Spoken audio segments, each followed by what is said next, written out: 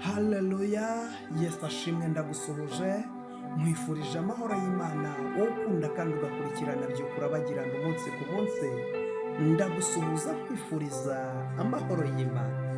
Turi kuwa gatatu itariki 5 ukwezi ni ukwa munani, umwaka ni 2026. Byo kurabagirane kuko umucyo wawuje kandi ubwiza bw'Uwiteka bukaba bukurasiye. Uyu munsi Uwiteka ampaye ijambo rikubwira ngo humura, aguhishe mu mababa ye. Uwiteka aguhishe mu mababa ye, akurinze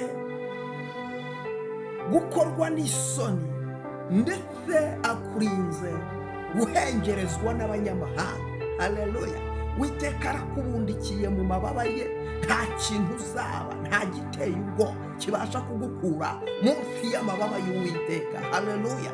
Uri munsi y'amababa y'Uwiteka, uri mu burinzi bw'Imana, uri mu budahangarwa bw'Imana. Haleluya. Uyu munsi kuwa gatatu ni umunsi Imana iremye ikidasanzwe mu buzima bwawe. Uyu munsi kuwa gatatu ni umunsi Imana iciye inzira hatari hari inzira. Uyu munsi kuwa gatatu ni umunsi, haleluya, ni umunsi Imana iguhishe amaso y'abagome, Imana iguhishe amaso y'abagambanyi, Imana iguhishe amaso y'abakushakaga kukugirira nabi. Mu yandi magambo, Imana y'amahoro igushyize kure y'ibiteye ubwoba, Imana y'amahoro igushyize kure y'imbaraga z'abazimu. Haleluya. Reka turebe Zaburi ya 91. Imana y'amahoro itugirire neza. Iyi Zaburi umurongo wa mbere uravuga ngo uba mu rwihisho rwisumba byose azahama mu gicucu cy'ishobora byose. Haleluya. Uba mu rwihisho rwisumba byose azahama mu gicucu cy'ishobora byose. Ndabwira Uwiteka nti uri ubuhungiro bwanjye. Haleluya. Ni igihome kinkingira, Imana yanjye niringiye. Haleluya. Imana ishimwe. Bishatse kuvuga iki? Bishatse kuvuga ngo uba mu bwihisho bwisumba byose, ngo uyu nguyu azahama mu gicucu. Imana ishimwe. Uyu azahama mu gicucu cy'ishobora byose, azahama mu gicucu cy'ishobora byose. Ndagira ngo nkubwire wowe unkurikiye, Imana wamenye ni Imana ishobora byose, ni Imana itananirwa, ni Imana idatsindwa, ni Imana itabura uko igenza. Abantu bayiringiye, nubana nayo muri ngero ngo nutumbira Yesu ngo uzaba nkawe. Haleluya. Ngo nutumbira Yesu ngo uzaba nkawe. Muri ngero ngo tunganira Imana ubudasiba, ngo tunganira Imana. Haleluya.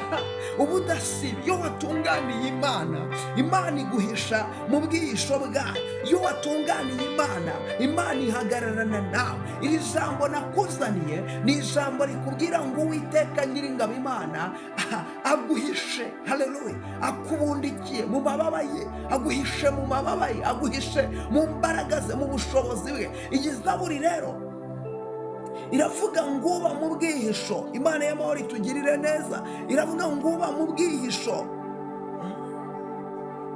Imana itugirire neza.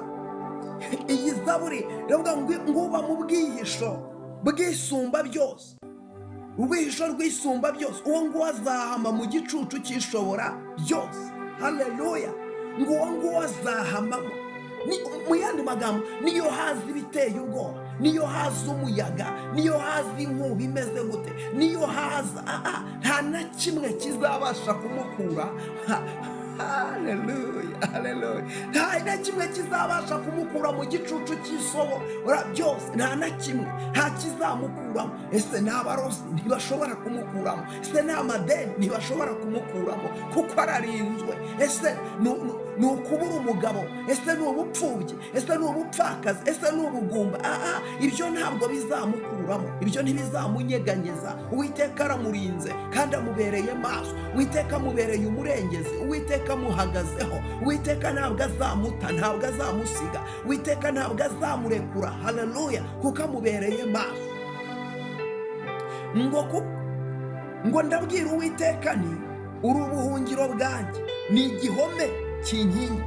Ndabwira Uwiteka ni uri ubuhungiro bwanjye, kandi si icyo gusa, uri n'igihome. Haleluya. Mana we, uri n'igihome. Haleluya. Uwiteka ni ubuhungiro bwawe. Icya kabiri, ni n'igihome kigukingira. Kigukingira iki? Kigukingira ababisha, kigukingira abarozi, kigukingira abagome n'abagambanyi. Ni igihome kigukingira. Ni umugabo w'umunyamaboko, umufasha utabura kuboneka mu byago no mu makuba. Mufasha. Haleluya. Mugabo w'umunyamaboko, umunyembaraga, mutwara utwara abatwara. Haleluya. Ngo ni igihome kinkingira. Imana ishimwe. Mu yandi magambo, ntabwo ukwiye kugira ubwoba. Uyu munsi wari ntihogire ikintu cyongera kugutera ubwoba. Abarozi bari kugutera ubwoba, ariko ntibongere kugutera ubwoba. Abapfumu bari kugutera ubwoba, ariko ntibongere kugutera ubwoba. Kuko Uwiteka akubereye igihome. Uwiteka akubereye igihome, akubereye umurinzi, akubereye umutabazi. Uwiteka aragufashe, Uwiteka aragukomeje, Uwiteka aguhagazeho, Uwiteka ahagararanye nawe. Uwiteka ntabwo azakurekura, ntabwo azaguta. Haleluya. Ntabwo azaguta, ntabwo azakujugunya, ari kumwe nawe. Haleluya. Ntabwo azaguta, ntabwo azakujugunya. Uwiteka ari kumwe nawe, akubereye maso, akubereye ku rugamba. Uwiteka akubereye umurengezi, akubereye umutabazi. Ni umufasha utabura kuboneka mu byago no mu makuba. Ni Imana yawe, ni umwami w'abami, ni Imana itazakureka, ni Imana izabana nawe, kabana nawe bigoye, kabana nawe bikomeye, kabana nawe byagucanze. Haleluya. Imana y'amahoro ishimwe, kuko uri kumwe nayo. Giteye ubwoba cyane nijoro. Haleluya. Naho cyaza ntikizagira icyo kigutwara. Ngo kuko ari we uzagukiza ikigoyi cy'umugoyi na mugiga irimbura, azakubundikiza amoya ye, kandi uzajya uhungira munsi y'amababa ye. Umurava we n'ingabo n'icyuma kigukingira. Igiteye ubwoba cya nijoro ntikizagutinyisha. Ayiwe. Haleluya. Igiteye ubwoba cya nijoro. Haleluya. Igiteye ubwoba cya nijoro ntabwo kizagutinyisha. Umva icyo kintu ariko. Cyangwa umwambi ugenda ku manywa, ngo cyangwa mugiga igendera mu mwijima, cyangwa kurimbura gutsemba kuko ku manywa y'ihangu. Abana igihumbi. Umva aho ngaho. Abana igihumbi. Abo ngaho. Umva icyo kintu ariko. Umva icyo kintu. Ng'abantu igihumbi bose. My God. Ndafashije. Imana y'amahoro ishimwe cyane. Abana igihumbi bazagwa iruhande rwawe. Abana inzovu bazagwa iburyo bwawe, ariko ntibizakugeraho. Zoni mashando wiribirifa, ariko ntibizakubefodrere, ntibizakuzonima, ntibizakugeraho. Umva ariko icyo kintu. Ngo ariko ntibizakugeraho. Imana ishimwe. Uzabirebesha amaso yawe gusa. Haleluya. Uzabirebesha amaso yawe gusa. Imana ishimwe. Uzabirebesha amaso yawe gusa. Imana y'amahoro itugirire neza. Ubone ibihembo by'abanyabyaha. Mu yandi magambo, hari abantu barwanyije ubuzima bwawe. Hari abantu bagiye bagukina ku mubyimba. Igihe kirageze ngo nawe ubahindukirane. Igihe kirageze ngo nawe ubakine ku mubyimba. Igihe kirageze ngo nawe ubabaze ngo mbese Imana yanyu iri hehe? Ugiye kubabaza ngo mbese Imana musenga iri hehe? Ugiye kubabaza ngo mbese ya Mana mwasenze, mbese kwa gusenga kwanyu byagenze gute? Imana itugirire neza. Ariko abo ngabo bose bazagwa imbere yawe. Ngo nurangiza ngo ntacyo bizagutwara, ngo uzaba wihagarariye gusa, ngo urebe ibihembo by'abanyabyaha, urebe ukuntu barimbuka. Kuko ariko Mana. Haleluya. Imana ishimwe ko twamenye Kristo. Imana y'amahoro ikugirire neza.